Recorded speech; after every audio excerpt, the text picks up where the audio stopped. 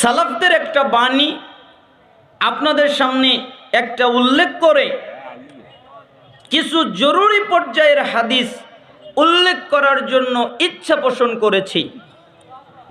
যেহেতু আমাকে যে বিষয়ে আলোচনা করার কথা বলা হয়েছে তা সালাফের এই বাণীর সাথে সামঞ্জস্যপূর্ণ, এই বাণীর ভিতরে ওই আলোচনাটা ঢুকে পড়ে যায়, তাই আমি তা অনুবাদ করছি। একদিন জামি বায়ানিল ইলমি ওয়া ফাদলিহি এই কিতাবের 1220 নম্বর বর্ণনা, যে ইব্রাহিম ইবনে আদহাম রাহিমাহুল্লাহ তিনার কাছে একজন লোক আসলেন।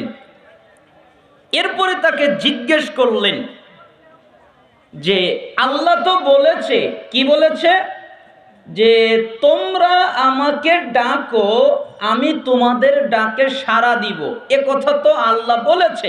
হ্যাঁ বলেছে, কিন্তু আমি আল্লাহকে এত ডাকি, আল্লাহকে এত আহ্বান করি, আল্লাহকে এত প্রার্থনা করি, কিন্তু আল্লাহ আমার ডাকে সাড়া দেয় না। কারণ কি আপনি কি বলতে পারেন? তখন তিনি বললেন, ও বুঝেছি, 5টা অপরাধ তুমি করেছ। যখন কেউ 5টা অপরাধ করে, 5টা গুনাহ করে, তখন আল্লাহ তার ডাকে সাড়া দেয় না। মনে হয় তুমি এই 5টা পাপ করে ফেলেছ। তখন তিনি বললেন, তাহলে বলেন।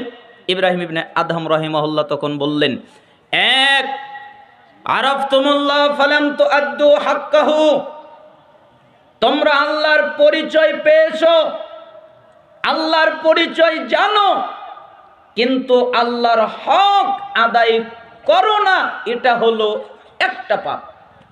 আচ্ছা, আপনারা আল্লাহর পরিচয় জানেন না? জোরে বলেন, আল্লাহর অস্তিত্ব আছে না নাই? এক শ্রেণীর লোকেরা বলে যে আল্লাহর কোনো অস্তিত্ব নাই, আল্লাহ হলো নিরাকার। তো আমি বলি, জান্নাতের সবচেয়ে বড় নিয়ামত আল্লাহকে দেখা, তাই না?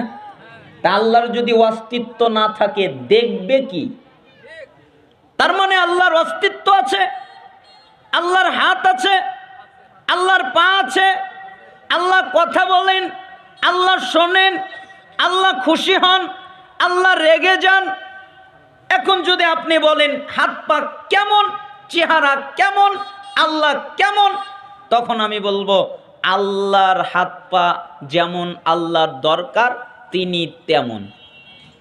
ওইটা জানি না, তিনার অস্তিত্ব আছে এটা জানি, তার হাত আছে এটা জানি, তার পা আছে এটা জানি, তার চেহারা ওয়াজ আছে এটা জানি।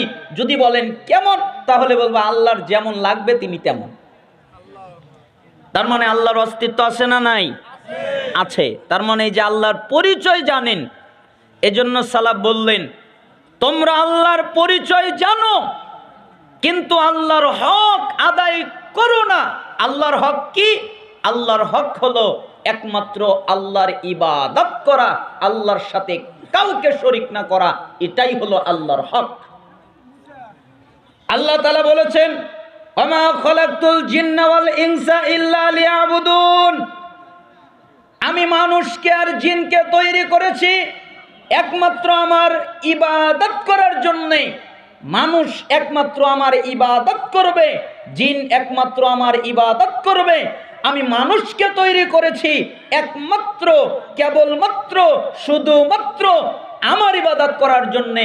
মা উরিদু মিনহুম মির রিজকিন ওয়া মা উরিদু আইয়ুতঈমুন, আমি এদের কাছে কোনো রিজিক চাই না যে এরা আমাকে রিজিক দেবে, আমি এদের কাছে খাদ্য খাবার চাই না যে এরা আমাকে খাদ্য দেবে। ইন্নাল্লাহু হুয়ার রাজ্জাক, নিশ্চয়ই আল্লাহ তিনি হলেন রিজিক দাতা। এজন্য সালাফরা বলতেন, তোমার দায়িত্ব আল্লাহর ইবাদত করা আর আল্লাহর দায়িত্ব তোমাকে রিজিক দেওয়া। বলেন আমাদের কাজ কি করা? আল্লাহর ইবাদত, এটা হলো আল্লাহর হক, আর তার সাথে কাউকে শরীক না করা।